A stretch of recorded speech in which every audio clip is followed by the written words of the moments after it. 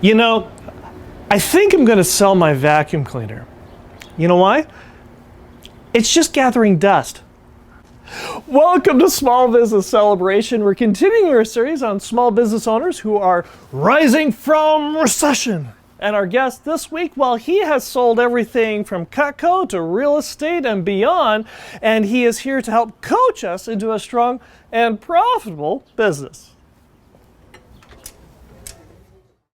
This is Small Business Celebration. Join us as we learn from successful business owners and successful business leaders about who they are, from where their business has grown, what they have learned, and where their successful business is going.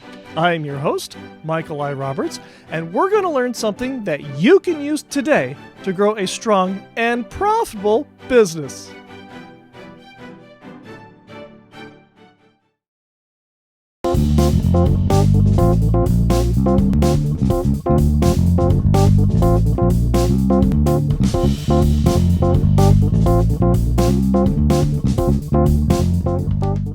We're here with Vikram Deol, the owner of Coach Vikram. Welcome to Small Business Celebration. Hey, Michael, thank you for having me, man. I'm super excited. I've been waiting a long time for this.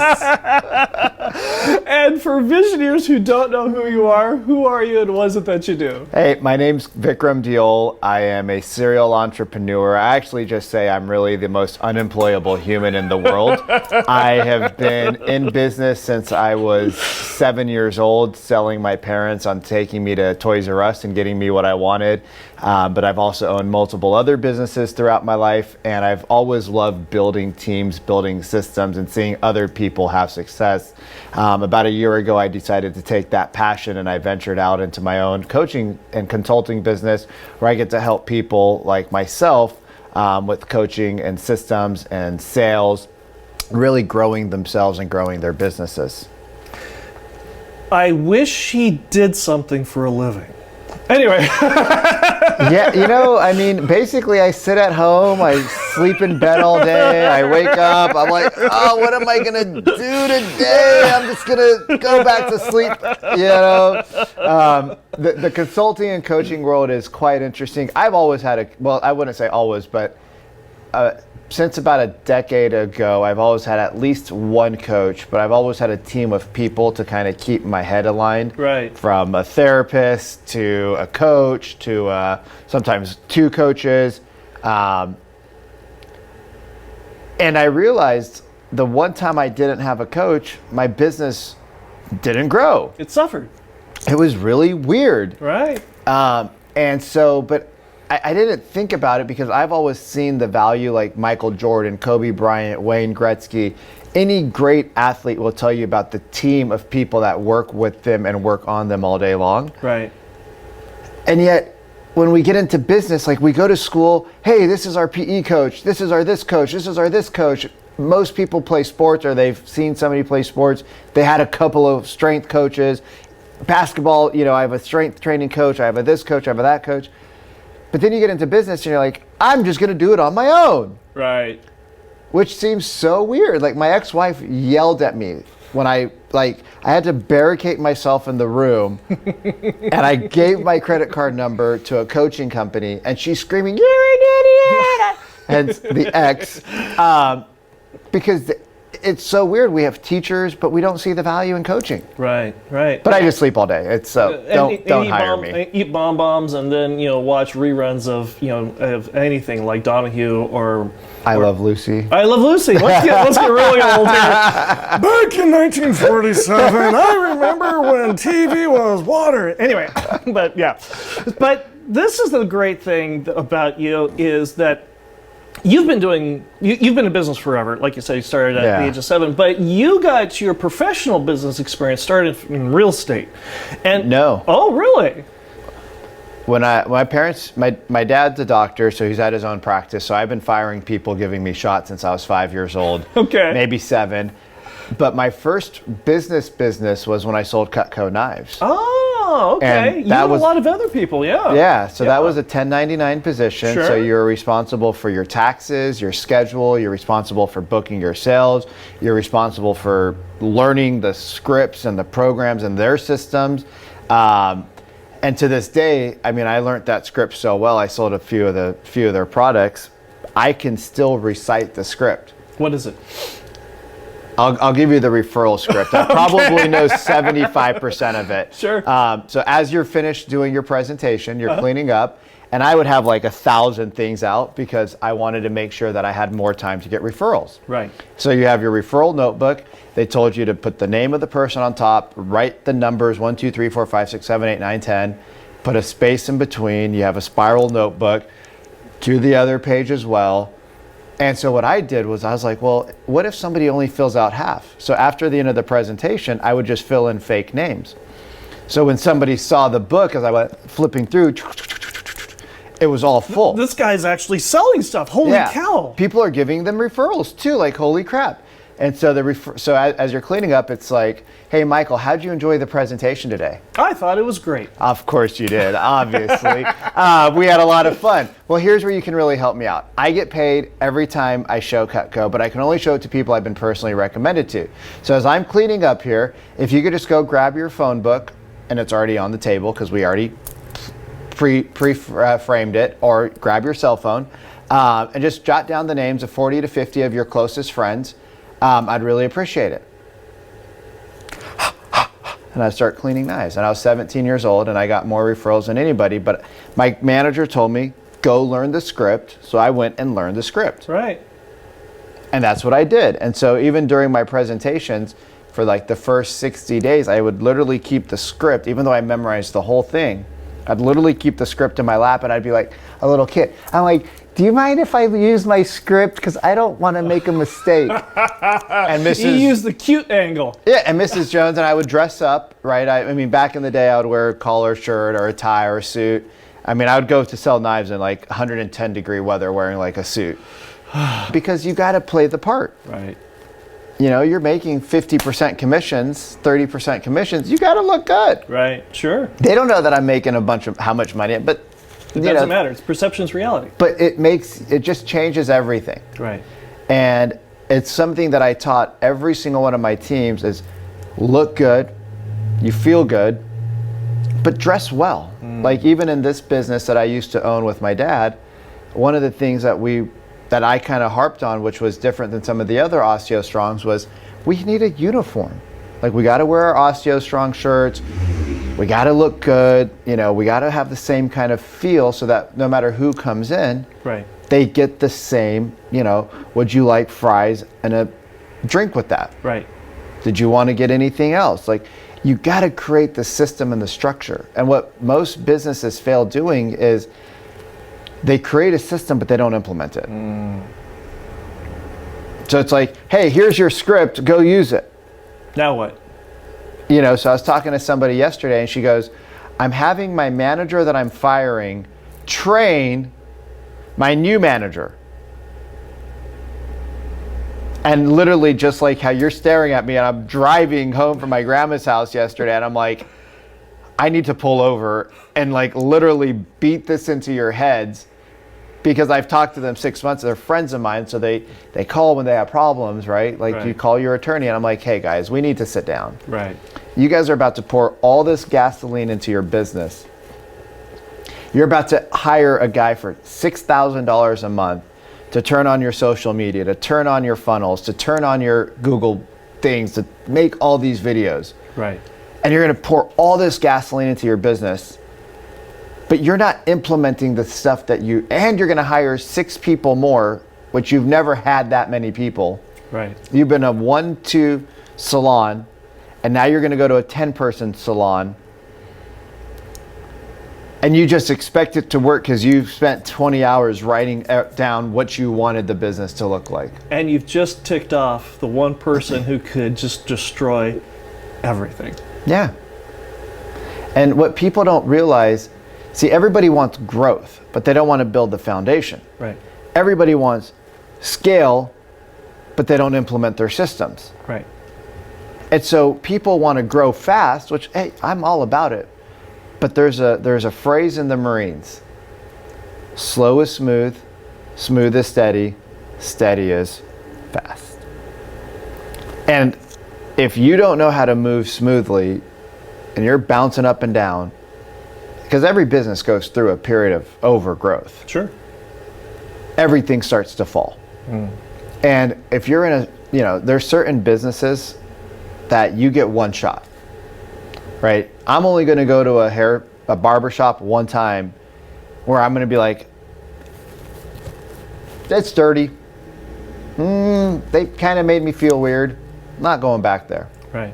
You go to a gym one time. Right. Salons, same thing. You're going to go in there one time. There's plenty of other people that are just as good as you. And when you're charging $150 a haircut, or a style, as what women get, women don't get haircuts, they get styled. Right. So I said, that my recommendation is you guys slow down. You're making $400,000, $500,000, $600,000 a year. You're doing great. You need to slow down. Right.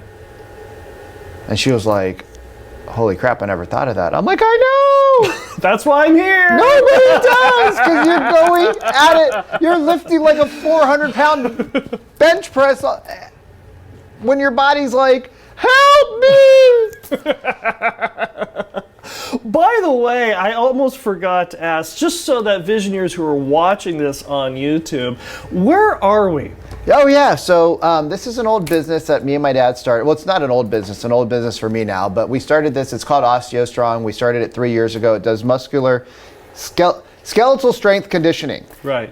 What does that mean is it helps build your bone, it helps build your strength, it helps build your ligaments and joints.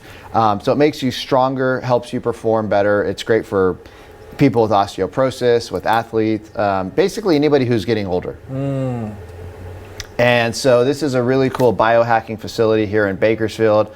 4000 Stockdale Highway, Suites. I don't know what the suite is. But you guys can find it at osteostrongbakersfield.com or just call them 306-7836 is the number. And they'll give you a whole tour of the facility. It's really cool. And this was something that you went into business to be able to have a business with your father. Yeah. What was the origin of that, and why did you choose to go into business with your father? Just to try to heal our relationship. I think that there's a lot of people that don't want to talk about it, but I wanted to try to fix a relationship with him. I didn't want to carry on to my future children the same thing that I grew up with, and to see kind of the mirror a little bit closer. Because his genes are your genes, whether you like it or not. Well, no, my jeans are, the jeans that I'm wearing right now, Michael, are my jeans. He would not wear these jeans. These are fitted, they are expensive. He would not actually, he wouldn't even know what they are. Right. My mom buys his jeans. My mom does not buy any of my clothes anymore.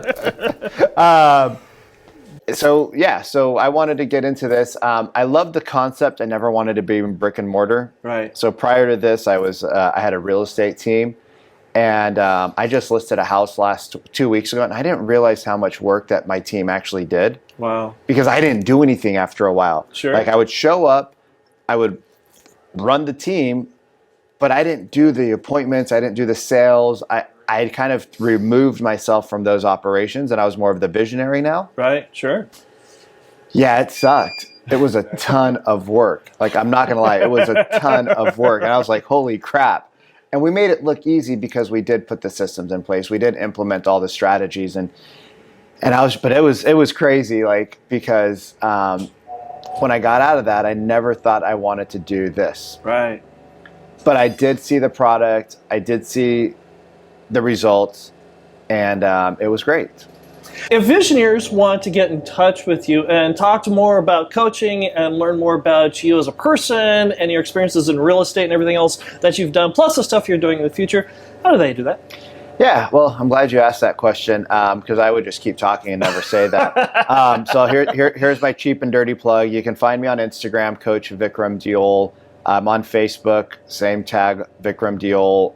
Clubhouse, Coach Vikram Deol as well. Sounds good. And if you enjoy Small Business Celebration, go ahead and like, subscribe, and notify and leave a comment. We love the comments that you guys give us because your comments are part of the reason we find the guests and have the strange things to talk about with our guests because of the things that you want to learn about. So go ahead and make sure you like, subscribe, notify, and leave a comment. And when we come back, we're going to be delving into something that a lot of you have been asking about Instagram when we come right back.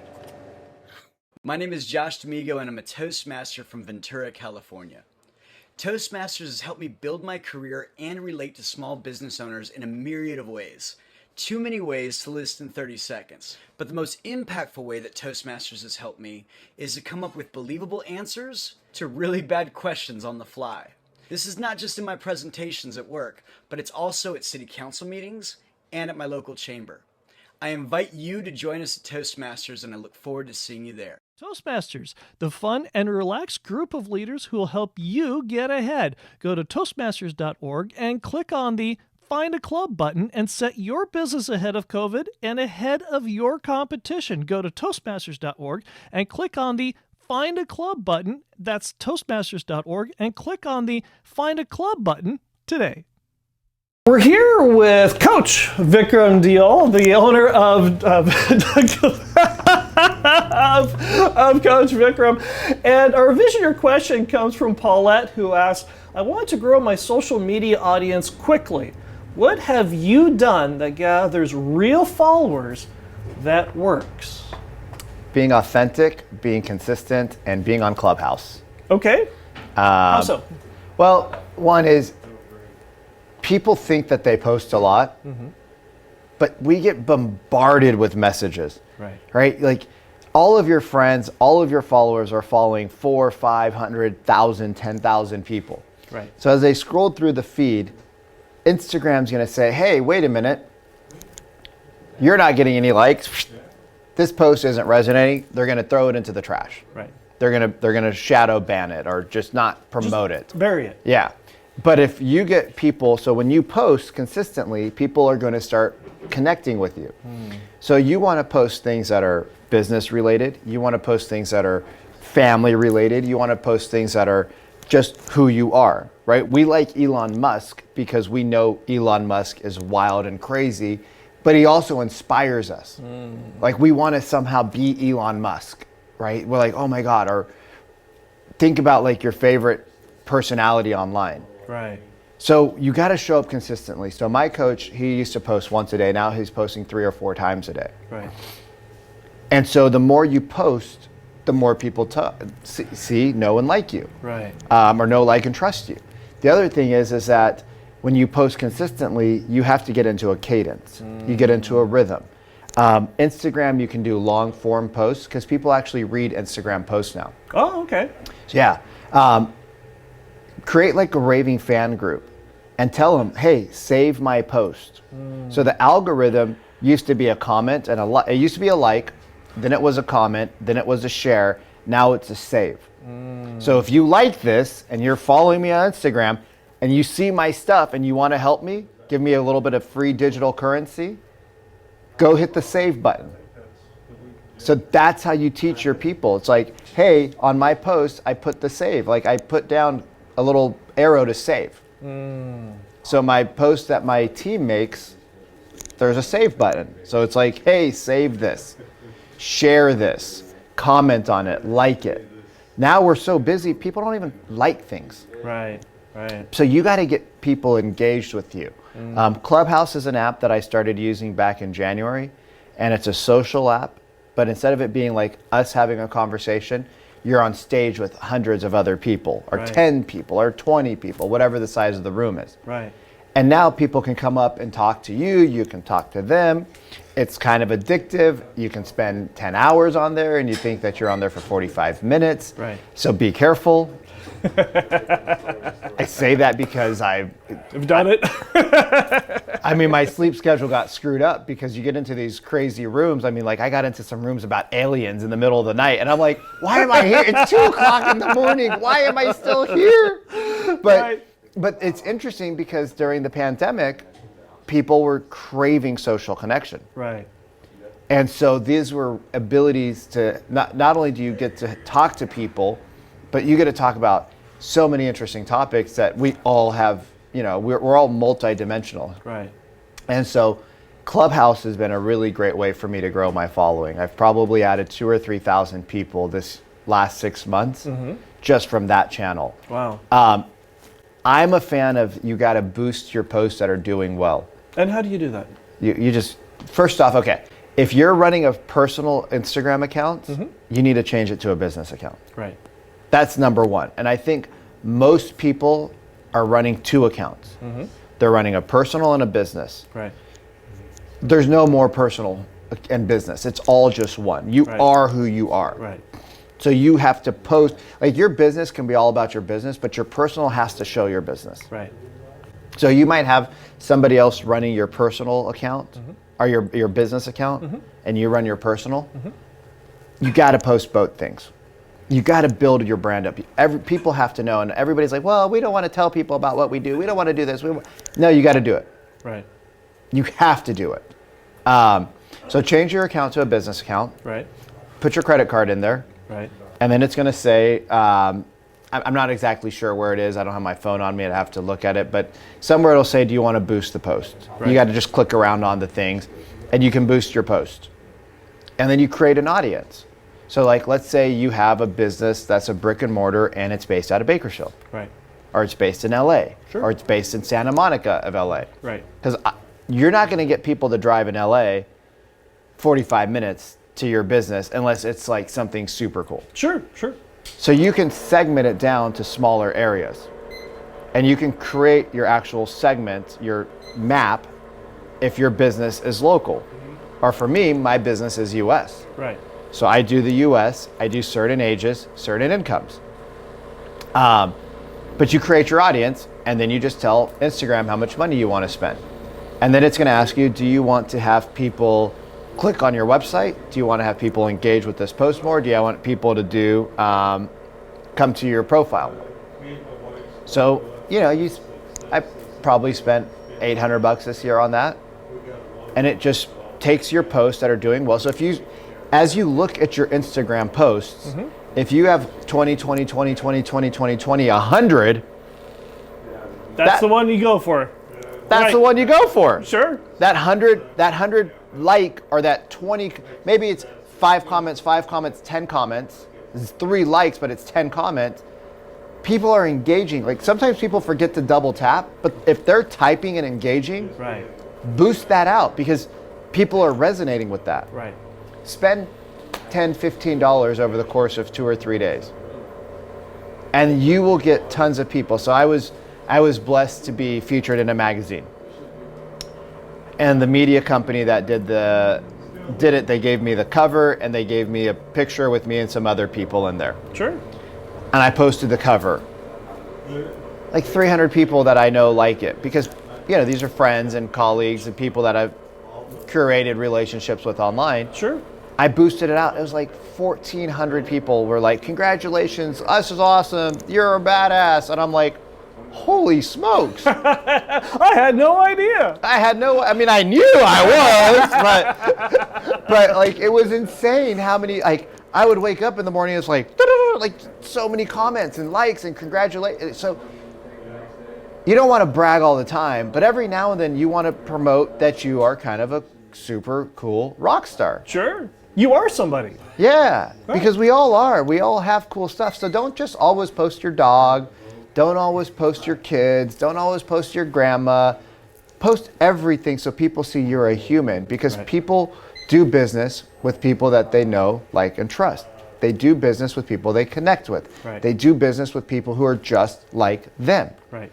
So if they see that you do a big Thanksgiving dinner and they do a big Thanksgiving dinner, hey, we are similar. Right. Hey, he likes cars, I like cars. Hey, he works out, I work out. Sure. Hey, he golfs, I want to golf. I just play till all the balls are gone. I don't think that's the right way you're supposed to do it, Michael. I think the ball's supposed to go in the hole, and you're supposed to go home with the balls. But I'm not an expert. Even I learn things on Small Business Celebration. Anyway, so We don't have that much time left in this particular segment, Cool. but I do want to. You were talking about being real, about being showing people online on Sure. Instagram that you're a real person, and you're a very dynamic person. You've got 3-4 businesses, serial entrepreneur, Cutco, real estate, OsteoStrong, coaching, all these great things going on, but all of this was rainbows and sunshine all the time. And and you have not changed a lick No. in that. So when everybody thinks, before anybody puts you on a big pedestal, Well, you should put me on a pedestal because my head's huge from what everybody tells me.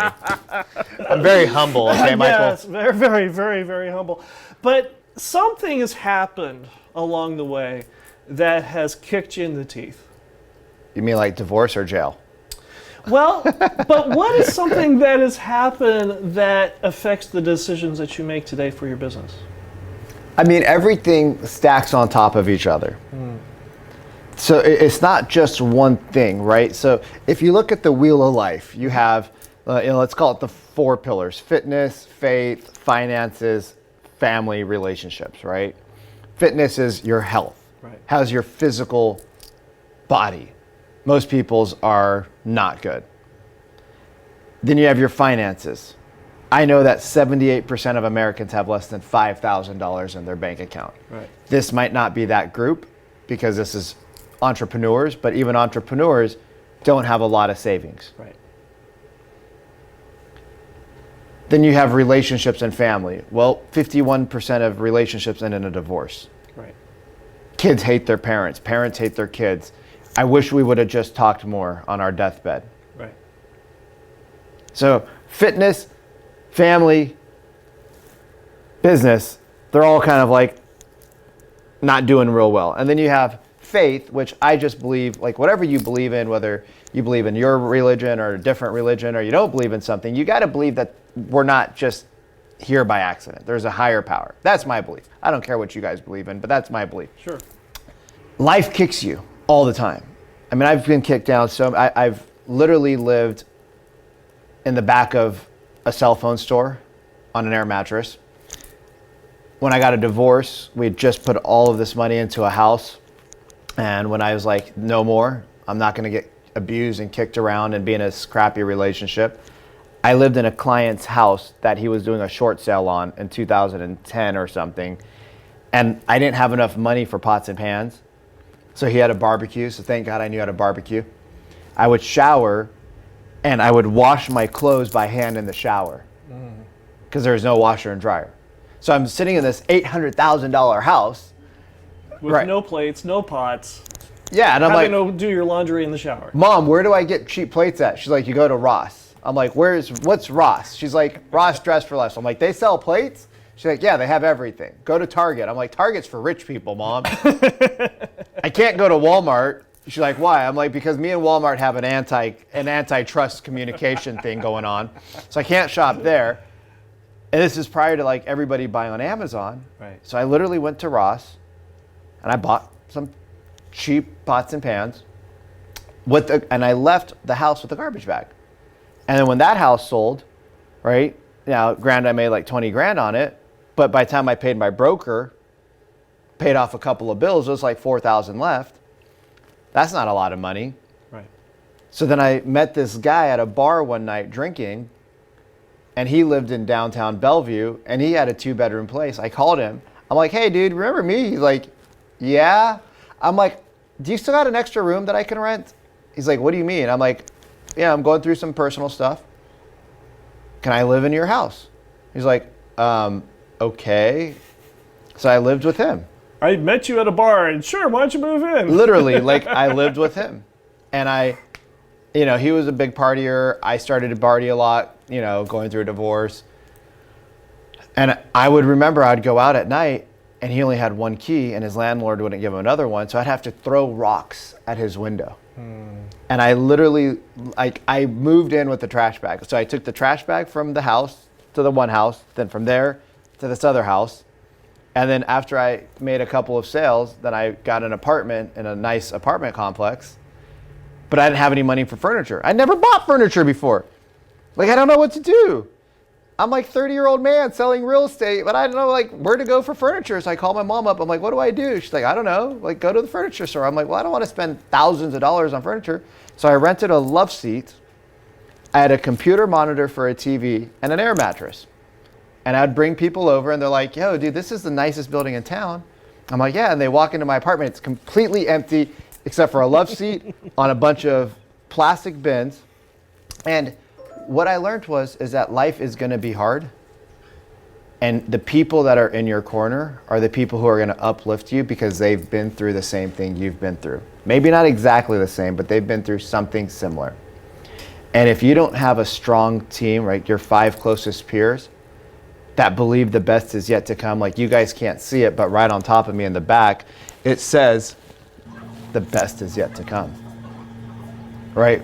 The richest person I know, not because of his financial success, but because of his family success, his relationship success, all of those successes, that's his motto. The best is yet to come.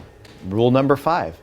And I teach that to my clients. And I'm like, hey guys, what's rule number 5? Like the best is, like, Vic, do you know what the rule number 1 through 27 is? I'm like, all you need to know is rule number 5. We'll get to the other rules in time. And so everything I've done in my life has made me a better human so that I have more empathy, more compassion. When people tell me, hey Vic, I'm having hard times right now, been there. Hey Vic, I don't know if I can afford this payment. I'm like, you can. Like, how do you know? I'm like, because I've been there. Right? Hey, I got $300,000 in debt. I'm like, me too! Hey, what's up? Is yours on a line of credit or is yours on a credit card? Like, I've been there. I mean, I hired my first coach and my last coach last year. I mean, I was $350,000, not in credit card debt because I was being a dummy, but just I had business loans. I had bought a rental property. I had done some things. We had to fix it up. And it was 50 grand. I was like, how much? He's like, 50 grand. I was like, well, I don't have that much money. He's like, great, we'll do it over 2 payments. I'm like, I don't have that much money. He's like, okay, I can do 5 payments. I'm like, that's 10 grand a month. He's like, you'll figure it out, Vikram. I was like, what if I don't? He's like, well then, I guess our contract's canceled. I was like, okay. And guess what? You figure it out. Because when you ask the universe, it delivers. So most people just ask really small questions. They ask, hey, I just want to make my car payment, Michael, right? If I could just get enough money to put food on the table. And what do they have? Food on the table. But then their lights go out. You got to ask bigger. And when it comes to business, I ask the question of, when my business is doing $10 million, what systems do I need in place? Who do I need in place? Right? Most people, when they start a business, they think, what am I going to do? Scratch that. Who do I need to hire and who do I need to become so that I can have the business that I want? You have to constantly evolve, right? You got to constantly evolve. Most people, if you ask them the last book they read, they're like, well, I read some social media. I read some stuff in the newspaper. I'm like, that's not going to make you a better person. Most people don't read a book after high school graduation. And even in high school, they didn't finish any books. And so if you're not evolving and developing yourself, you're not growing. And we'll be right back.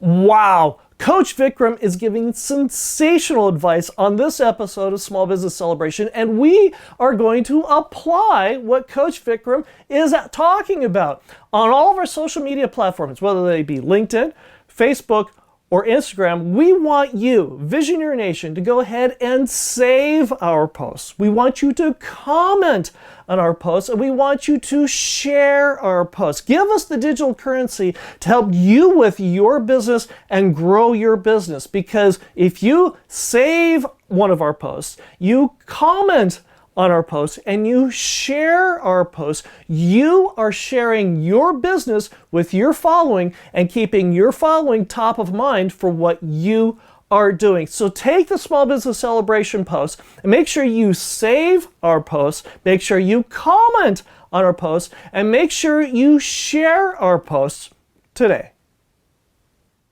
We're here with Vikram Deol, Coach Vikram Deol, and our visioner question comes from Gabrielle, who asks, now that the economy is opening up from COVID, I want to help my team grow as people while not becoming overconfident in this booming economy. What have you done that works? You know, our memories are really short. We had a 2008 crash. Right. People said, we'll never forget. We'll never forget. Well, you know, the thing is, you might not forget, Michael. I might not forget. Right. But guess what? There's another generation coming up right behind us that didn't experience that. Right. Now, the pandemic, everybody kind of experiences. But when you build your team, you have to, one is, you got to keep the fire on them. How do you do that? You got to have goals. I like to do morning stand-up meetings with my sales team, 10 minutes, and it's structured. You go over your numbers, you go over your goals, you go over something good that happened the previous day, right? So it's a structure. It's 10 minutes, and at 10 minutes the buzzer hits, you go away. Because what happens with meetings is I can ramble on for 45 minutes. Right. And then they get bored, and then they don't get to do their job, and then they get behind, and then they get frustrated, and then they're like, ugh, another meeting. And I like that you literally have a timer. Yeah. You literally have a timer to keep that consolidated and keep people on task. And it takes about 20 days to get it really going. So it's going to be a 20 to 30 days, right? You know, let's say you meet 5 days a week. Right. Over the course of a month, that's 20 days. Right. It's going to take time. Right. Right? It's going to take time, and that is going to help you finesse. You, as an owner, will eventually start saying, hey, I don't want to run the meeting. Because it's the same thing. I'm getting bored. Well, because you want to give them the opportunity to, you want to develop your team. So eventually you want to promote them to do the meetings. Got it. Because you want to take a step out. So that way you don't have to show up every morning if you don't want to. Right. Because if, you know, the goal is that you build leaders.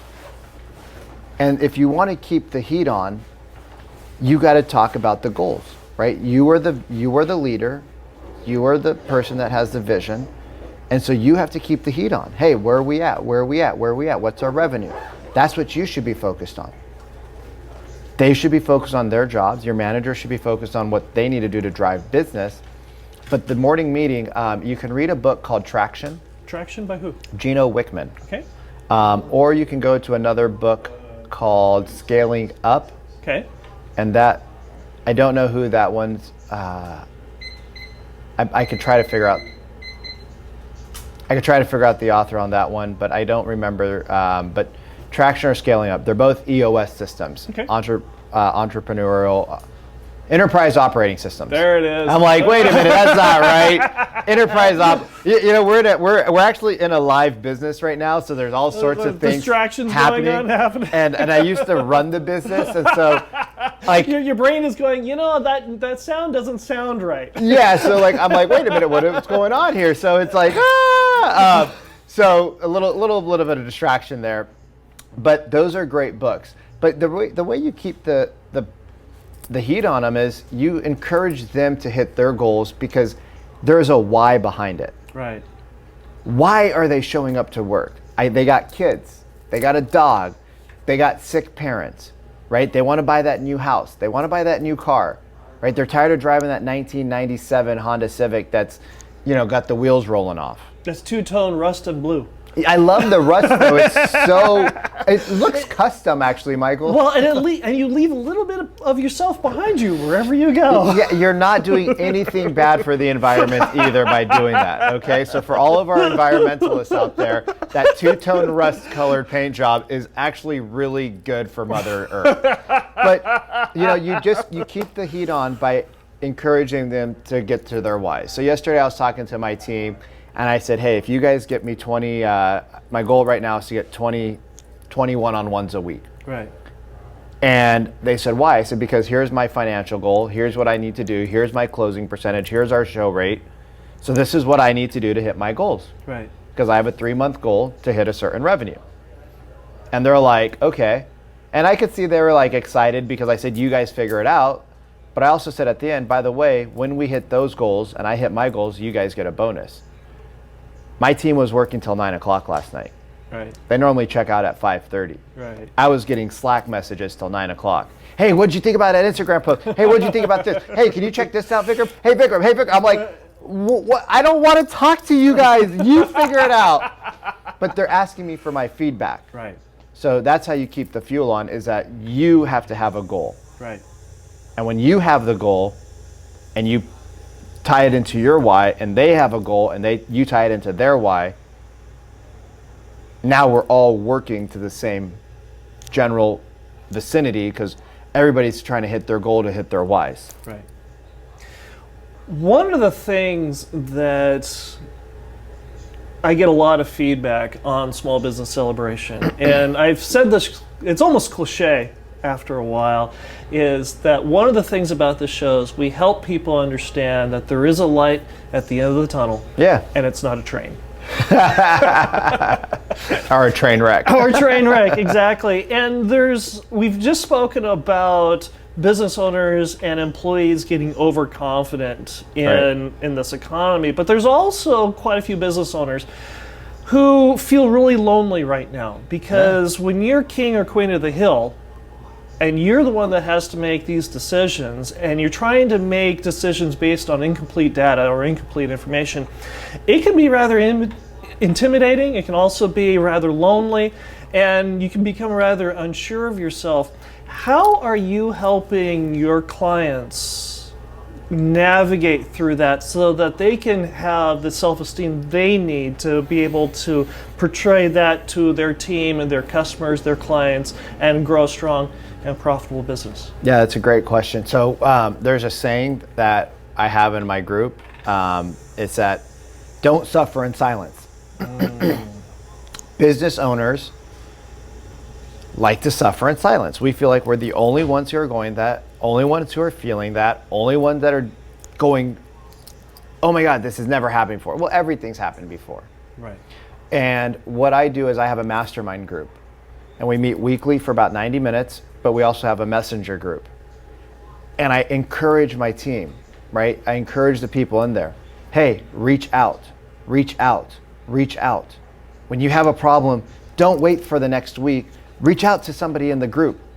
Whether you reach out to the whole group, or if you're a little embarrassed or scared to say it, reach out to them. I share my problems that I'm having. I'm like, hey, this is what I'm going through. This is what I'm feeling right now, right? So I get vulnerable with them. But you gotta build a community, right? And that's why it's important to have, look, I'm not plugging myself, but find a coach. I'd like for you guys to use me, but if it's not me, if you don't jive with me, that's cool, I don't care. Find a coach. I have a therapist. I talk to him every week. I have a personal trainer. I talk to him twice a week, right? So you build a team of success, because if one of your vessels, right, if one of the wheels of life are not doing well, it takes a toll on everything else. And then when you get into this rut where you feel like you're alone, it's hard to get out of it. And you might show up at home, you're smiling, you're playing with the kids, playing with the dog, but inside you feel alone. Right. And so many entrepreneurs feel that way, men and women. And I talk to so many people, like one of my clients, she's having huge problems with her husband. And I was like, what do you want to talk today about? Like, what system do we want to work on? She's like, I just want to talk to you. I'm like, okay, like about what? She's like, and she started unleashing everything in her relationship. And so if you're blocked in your relationship, you can't move your business forward. If you're blocked in your finances and you don't know where the money's coming from or where the money's going, like a lot of owners, right? We make a lot of money, but where does it go? Know thy P&L statement. Yeah.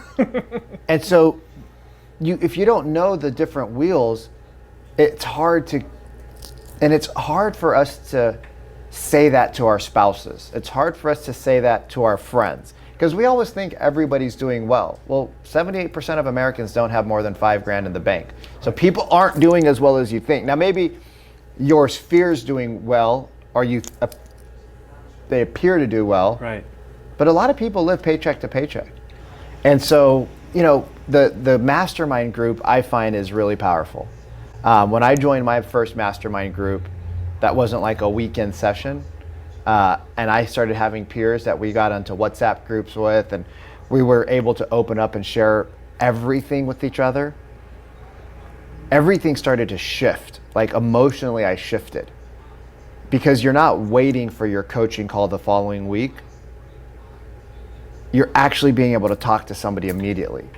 And guess what? If you're going through it, there's a high probability that somebody else is either going through it at the same time, because the universe works really interesting. Like it brings people that are going through the same thing together so that we can have compassion and empathy, or they've already been through it.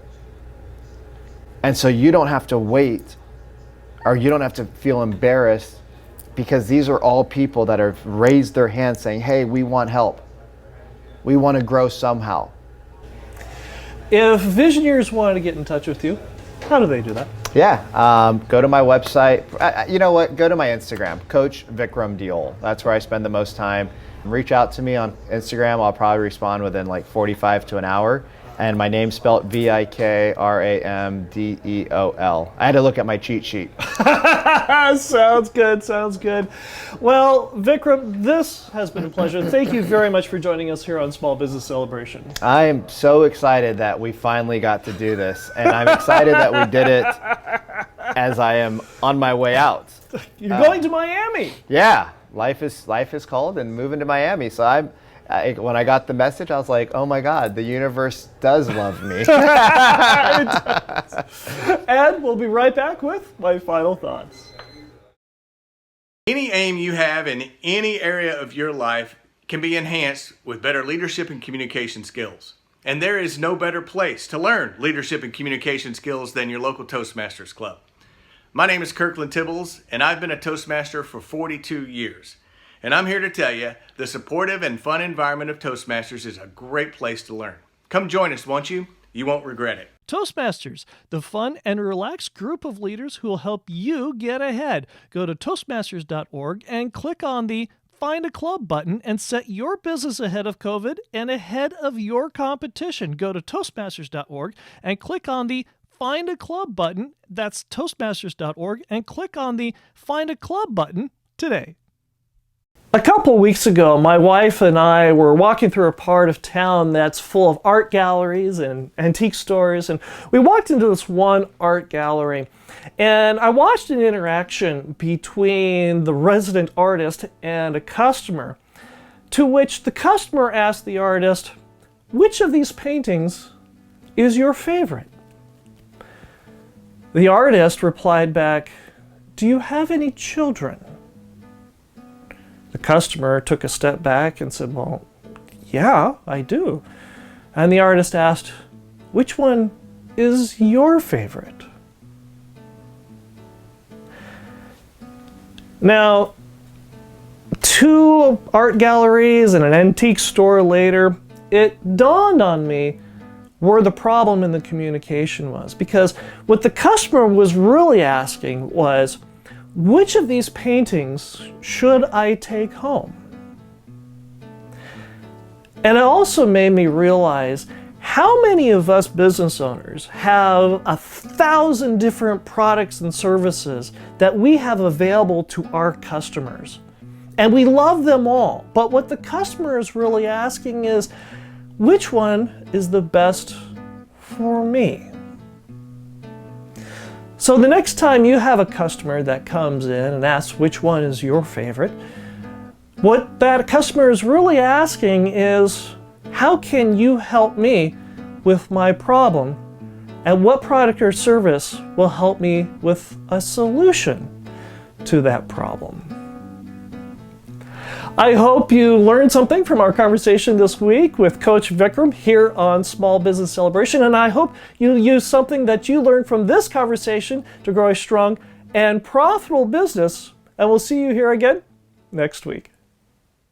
And then, of course, we'll talk about how we met in the first segment. That was at the 5K. The which one? The 5Ks I used to run over at Riverwalk. Is that where we met the first time? Yeah. Oh wait, no, we met at a mixer. That's right. Did we meet at the Mixer? Did we meet when you came to do didn't you talk at the Rusty's Pizza thing? Oh yeah, for Toastmasters. Toastmasters. That's it. We met at Toastmasters, and then we met again at some Mixer probably. the Mixer, and then I saw you at the 5K. Right, yeah. So we'll go through a little bit about that, and we'll keep running into each other, and then you can give me a hard time for not interviewing you. No, it's actually better that we did it now, not later. 'Cause this is actually way more in the wheelhouse. But it's I think the banter would be fun. Okay. So yeah, so you can give me a hard time about doing that because I get this all the time. People go, why haven't you interviewed me? So anyway, and then.